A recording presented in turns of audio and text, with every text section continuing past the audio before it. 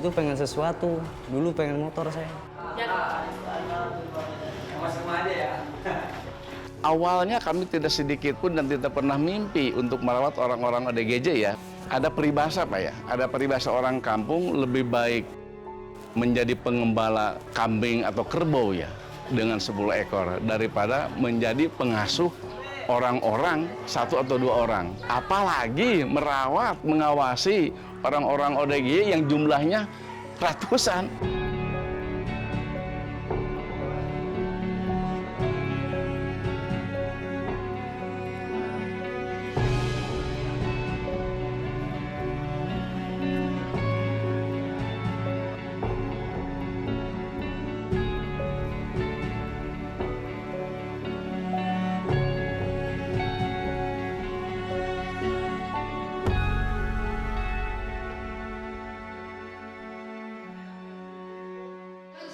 Balik semuanya.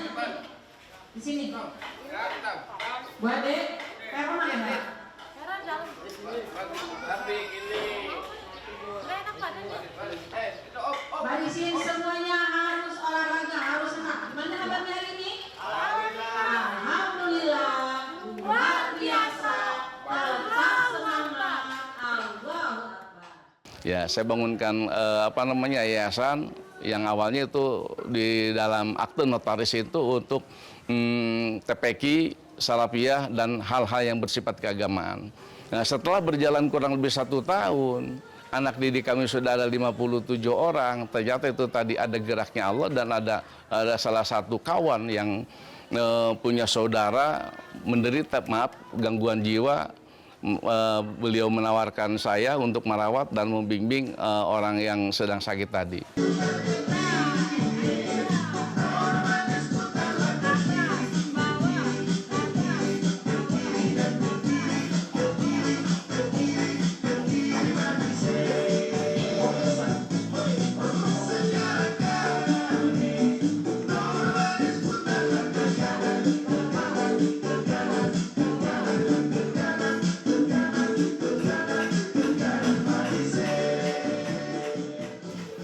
Ya, akhirnya ambil kesimpulan sampai yang terima 57 orang itu keluar dari pengajian ini, kemudian pasien ODGJ pun semakin menambah. Ya oke, akhirnya ada perubahan-perubahan di dalam akte notaris. Jadilah menetap sampai hari ini menjadi bergerak sosial.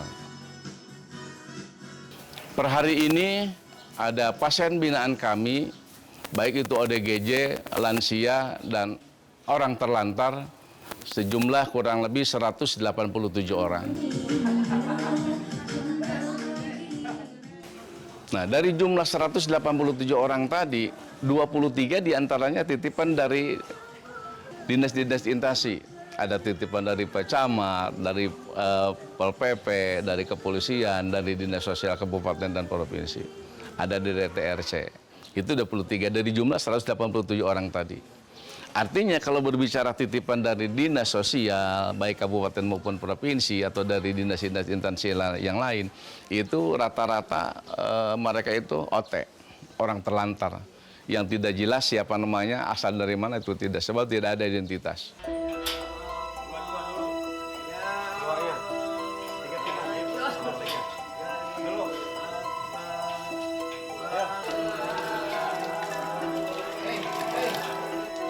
Baca doa sesudah wudhu.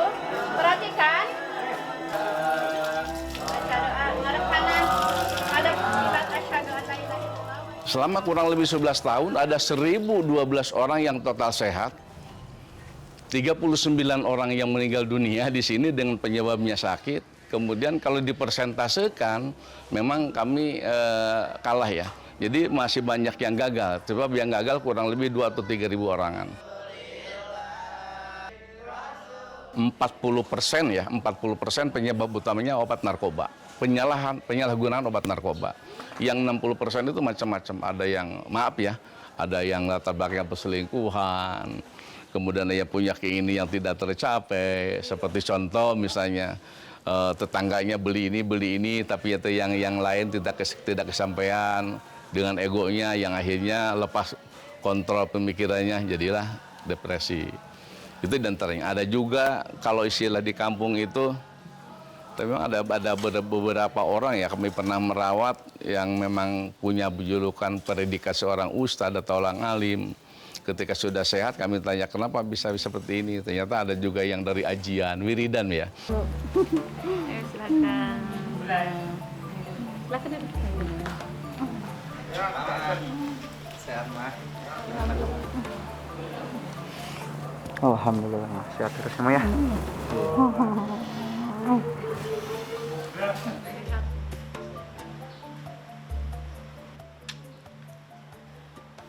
Oh, pengalaman di sini mah Masya Allah luar biasa ya efeknya karena sering zikir juga. Zikirnya seperti ini. Ya Allahul Ajamu Jalilul Akbar. Wa muhitun alal makhluki bi ajhar. Wa finaji syaraful li isyarin. Bismillahirrahmanirrahim Jalilul Akbar. La haula wala quwata illa billahil aliyyil azim. Gak apa-apa, gak perlu tahu artinya, yang penting dibaca terus dalam arti zikir setelah sholat. Alhamdulillah. Ya lu timbul pertanyaan, anggarannya dari mana sih? Gitu kan? Sumber dananya dari mana? Nah ini gini, jadi ada istilah bahasa sosial itu ada subsidi silang ya. Jadi ada beberapa anggota keluarga yang dititipkan di yayasan kami, kadang-kadang pihak keluarga itu membantu buat makan. Ada yang 200.000, ada yang 500.000, ada yang 1 juta, paling tinggi 1 juta lah. Dari jumlah 187 orang, satu keluarga misalnya hanya membantu buat makan 500.000 atau 200.000, bahkan banyak yang tidak membantu. Makan di sini 3 kali. Kalau per 1 kali makan 10.000 dikalikan 30.000 per hari. Dikalikan 1 bulan, berarti kan 900.000. Kalau pihak keluarga membantu hanya 500.000 atau 1 juta, kami untung atau nombok? Secara logika, kami dari pihak yayasan nombok dong. Tapi kenapa bisa menyisikan buat sodako itu? Hanya Allah yang tahu. Dari mana sumber dana itu datang?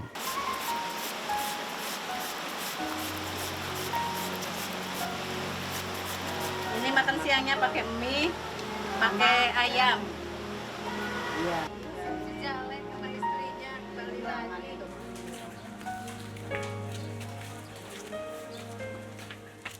Nama saya Muhammad Akbar Fadilah. Biasa dipanggil Akbar.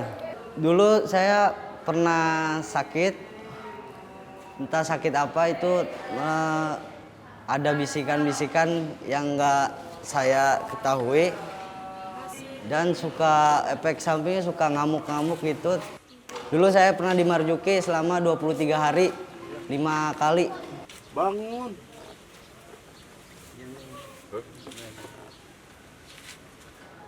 Waktu di Marjuki Mahdi, Akbar suka diikat sih, Kak.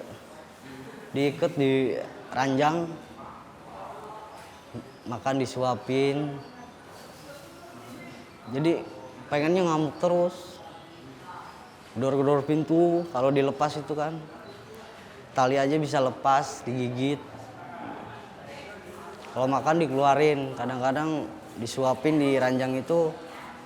Terus kadang-kadang dikeluarin cuman digini, pakai diikat. Ya disebut sadar, ada yang sadar, cuman yang keinget gitu yang pas berantem sama yang di dalam. Kan di dalam juga sering pukul gitu kan, nasi dibuang kan. Jongkok. Ya.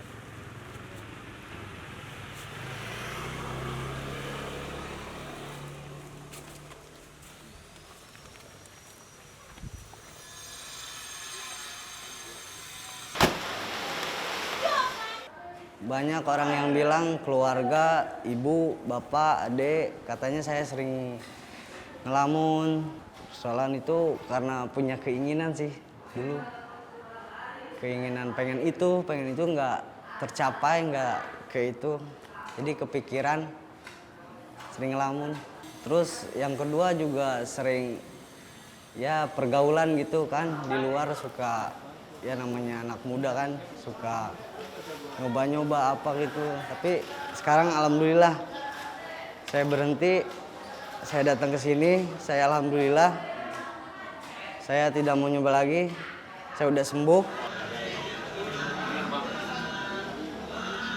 Ya tentu mengatasi mereka itu Itu tadi butuh waktu, butuh proses.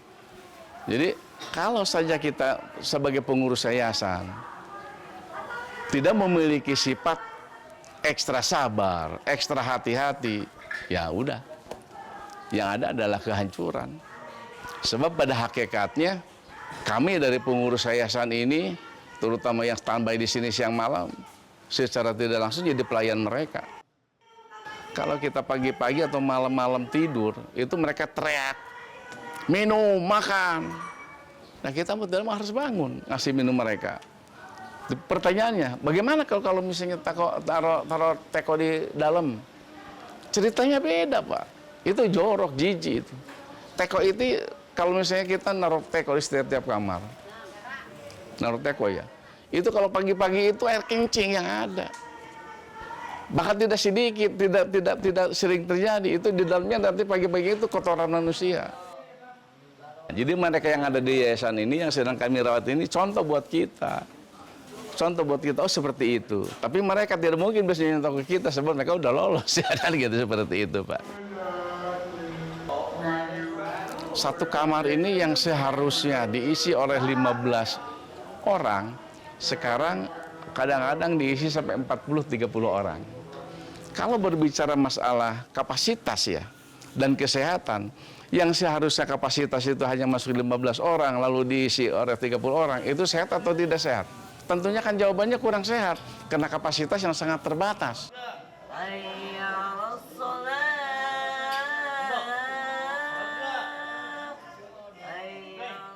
Yayasan kita semakin hari semakin dibutuhkan oleh masyarakat. Maka dipandang perlu untuk musyawarah ambil mufakat, langkah apa harus kita lakukan supaya mereka yang membutuhkan bantuan kita, mereka yang membutuhkan pertolongan kita, dan mereka yang mau menitipkan anggota keluarganya di yayasan kita bisa tertampung dengan baik, bisa dibina dengan baik, bisa diurus dengan baik. Salah satunya adalah tentu masalah kapasitas. Sebetulnya itu saung dulu bukan untuk pasien, karena memang insya Allah dalam keadaan terpaksa, ya udah saung itu diisi untuk pasien, itu antisipasi. Yang kedua ya itu aula. Sebetulnya aula itu buat tamu. Sebab biasa kalau hari Sabtu dengan Minggu tamu ini banyak, di sini penuh, di sini. Ya karena memang keterbatasan fasilitas tadi, akhirnya saung yang kurang layak, aula yang tepatnya untuk untuk tamu pun diisi oleh pasien. Duduk. Pegang dulu, pegang. Udah di Karena memang kamar pasien tidak cukup, akhirnya musola pun alih fungsi menjadi kamar pasien. Musola seukuran ini 6 kali 12 itu diisi kadang-kadang 40-50 orang di sini. baca doa dulu, baca doa. Sangat prihatinkah? Ya kan? Kalau kita lihat jelas sangat prihatin. Lalu harus kepada siapa kami mengadu? Secara johir saya sudah sering kali mengadu pada pihak pemerintah setempat, baik itu secara formal ataupun non formal. Tapi belum juga berkunjung ada bantuan. Tapi kami sadar bahwa kewajiban manusia hanya ikhtiar. Setelah kita ikhtiar, maksimal hasil atau tidak kembalikan pada Yang Maha Kuasa.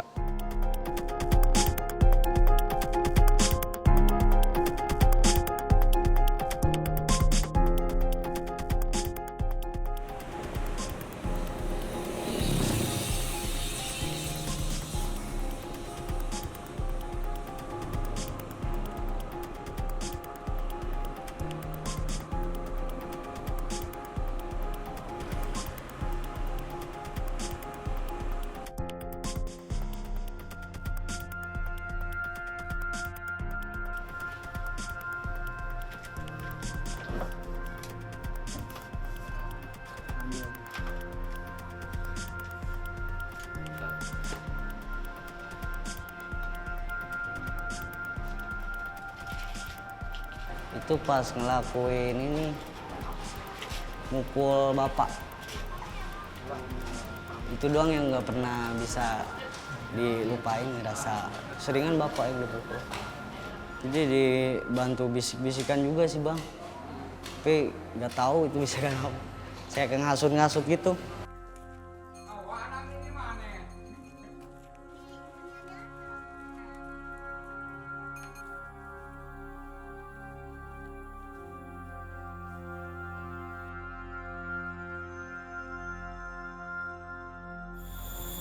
Assalamualaikum Bu. Sekarang Akbar datang mau ziarah, mau jenguk ibu. Akbar kangen.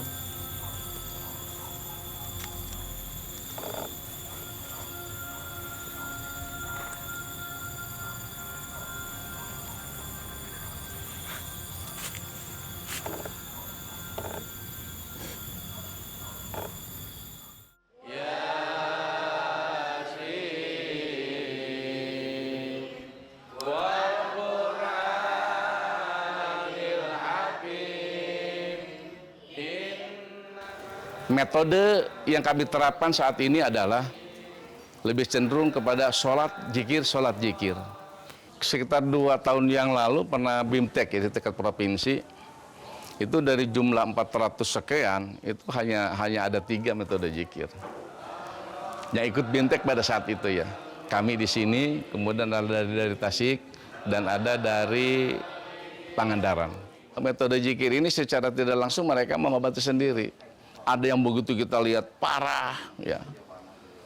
Ternyata tidak sampai 1 bulan sudah sehat total. Dengan jikir, insya Allah hati akan tentram, hati akan nyaman. Kenapa seperti itu?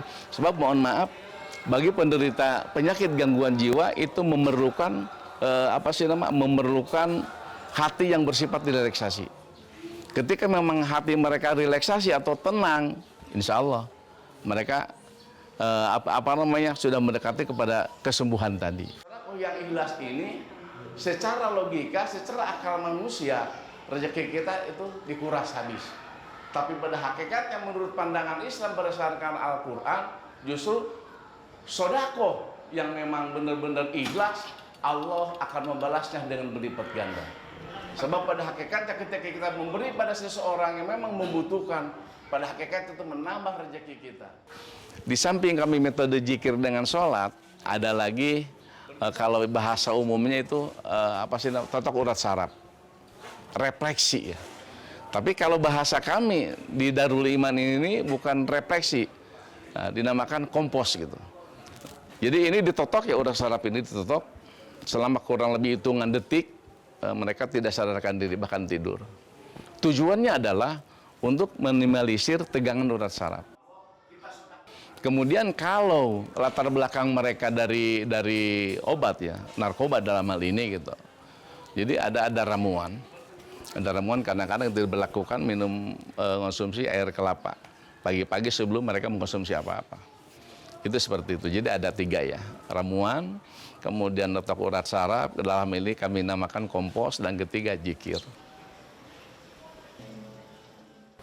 Nah itu, ya itu model ngejikir kayak Isma Ajom lah gitu, yang dikasih jikiran tiap sholat, habis sholat, gak sholat juga suka baca kan dari hati juga. Alhamdulillah sekarang udah kerasa sama Akbar.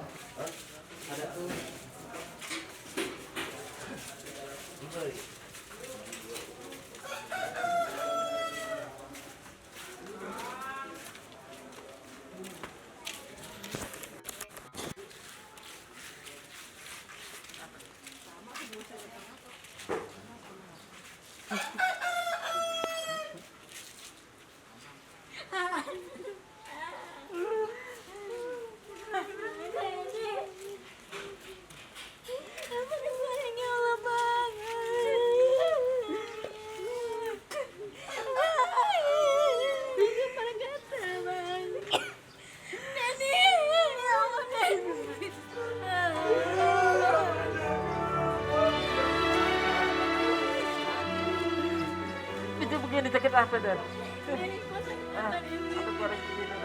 La ilaha illallah Muhammad Rasulullah Astagfirullahaladzim. La ilaha illallah. Semua penyakit begini. Jadi duduk ya. Obat yang paling mujarab bagi putra-putri yang dititipkan di sini adalah doa orang tua, terutama doa ibu. Ya kalau ibunya, kedua orang tuanya berdoa untuk kesembuhan anaknya dengan ikhlas dan khusyuk, insya Allah akan mempermudah dan mempercepat proses pengobatan itu sendiri. dampak positif daripada pengakuan atau kunjungan dari pihak keluarga banyak. Jadi mereka merasa diaku, merasa masih tidak dibuang. Jadi akan mempengaruhi kepada otak dan pemikirannya.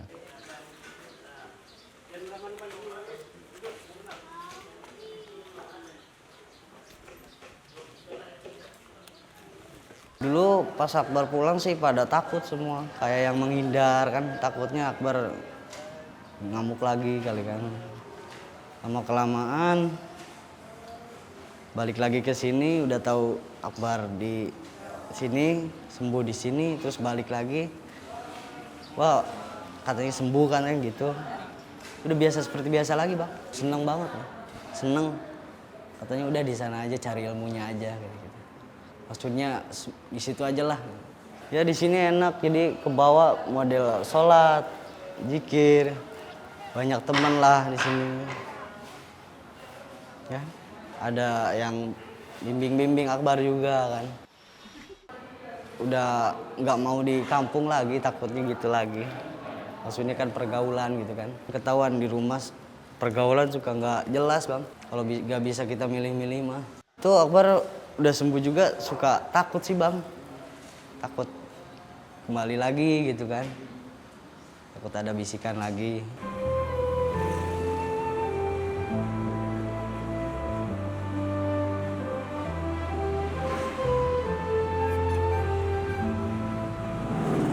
Mereka juga sama seperti kita manusia, perlu dikasih sayang, diperhatikan, perlu model kayak lansia itu butuh perawatan juga kan, harus ada yang ngurusin.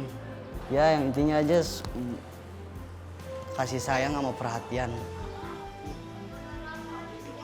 Tolonglah kami supaya kami merawat anak cucu kita ya, saudara-saudara kita, baik itu yang terlantar ataupun yang memiliki